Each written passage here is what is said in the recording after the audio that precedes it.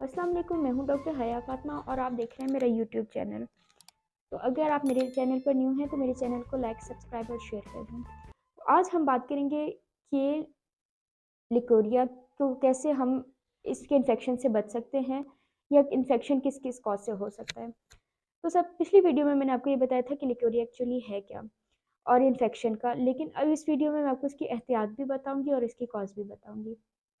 असल में होता ये है कि जो लिकोरिया है ये एक नॉर्मल जेल होता है, लाइक ट्रांसपेरेंट होता है।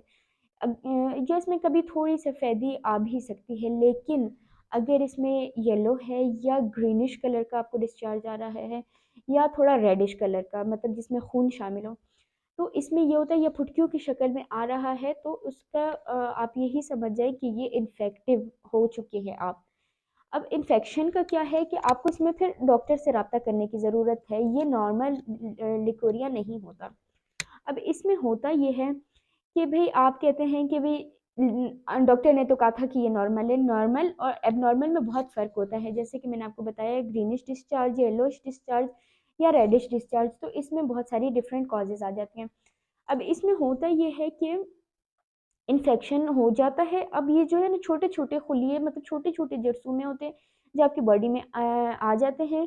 इसकी वजह से आपका जो है ना डिस्चार्ज उसमें कलर में फ़र्क आने लगता है, उसके टेक्सचर में क्वालिटी क्वांटिटीज़ की चेंज हो जाती है। तो अब हम ये देखते हैं कि हम इससे कैसे बच सकते हैं। उसमें बचने के हमारे पास काफ़ी तरीके हैं। अब तरीक़ों में क्या हो जाता है, सबसे पहले कहते हैं कि सफ़ाई, जैसे कि नबी पाक सल्लल्लाहु अलैहि वसल्लम का फरमान है कि सफ़ाई निस्फ़ ईमान है। तो जब हम सफ़ाई की तरफ आते हैं तो सबसे पहले आपने अपनी सफ़ाई का ख़्याल रखना है। अब हम सफ़ाई का ख़्याल कैसे रखेंगे? सफ़ाई का ख़्याल इस तरह से रखना है कि जब आपको पीरियड्स होंगे तो आपने सैनिटरी पैड जो है वो अच्छे किस्म का यूज़ करना है, या जो आप पैड्स बना रहे हैं वो साफ़ सुथरा हो। सेकंड ये कि आपने पैड को ज़्यादा देर तक नहीं रखना, जैसे 1 दिन से ज़्यादा या डेढ़ दिन 2 दिन आपने इसको इस तरह कंटिन्यूसली यूज़ नहीं करना।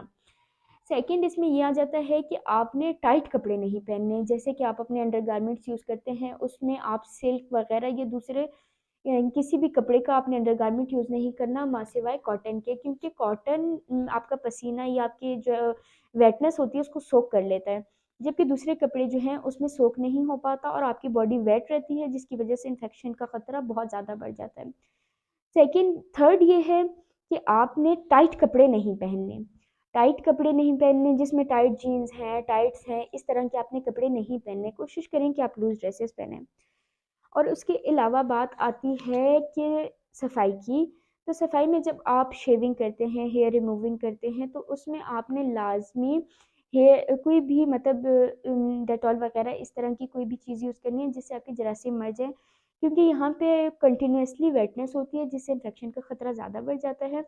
तो फिर इसमें आप ये कर सकते हैं कि आप अच्छी तरह अपनी सफाई करें। इसमें ये है और कि आप अपनी सफाई का ख्याल रखें, क्योंकि जब आप हेयर रिमूव करते हैं जो छोटे छोटे सुराख होते हैं उनसे जो है ना जरासीम हमारी बॉडी के अंदर दाखिल हो सकते हैं, और ये है कि फिर खुदा ना खास्ता आप हमारी ट्यूब्स पे जाके चिपक जाते हैं, जिसमें अल्लाह माफ़ करे कि बांझपन भी हो सकता है या आपको कंटिन्यूसली इन्फेक्शन भी रह सकता है। तो आपने इसका ख़ास ख्याल रखना है। और हिफाजत कैसे करनी है कि आपने अपने पार्टनर तक ही महदूद रहना है, या अगर आपके मतलब हस्बैंड को या आपको इन्फेक्शन है तो आपने उस पीरियड में टाइम पीरियड में कॉन्डम यूज़ करना है, ताकि आपसे आपके हस्बैंड को या आपके हस्बैंड से आपको इन्फेक्शन ना हो। अब इन्फेक्शन के बहुत सारी अक़साम होती हैं, तो लाज़मी अपने डॉक्टर से ही कंसल्ट करके मेडिसिन यूज़ करनी है। ये नहीं है कि भाई घरेलू टोटके इस्तेमाल किए हैं तो भाई हमारा इन्फेक्शन ठीक नहीं हो रहा। उसमें से ये होता है कि आपने अपनी ज़ाती तौर पे दवा अद्वियात इस्तेमाल नहीं करनी। उसमें एक कॉज़ ये भी होती है कि इसमें एक फंगल इन्फेक्शन होता है, वायरल इन्फेक्शन होता है, या काफ़ी तरह के इन्फेक्शंस होते हैं। इन्फेक्शन की कोई एक रास्ता नहीं होता कि भाई आपको यही इन्फेक्शन है, वजह फंगल इन्फेक्शन है, नहीं।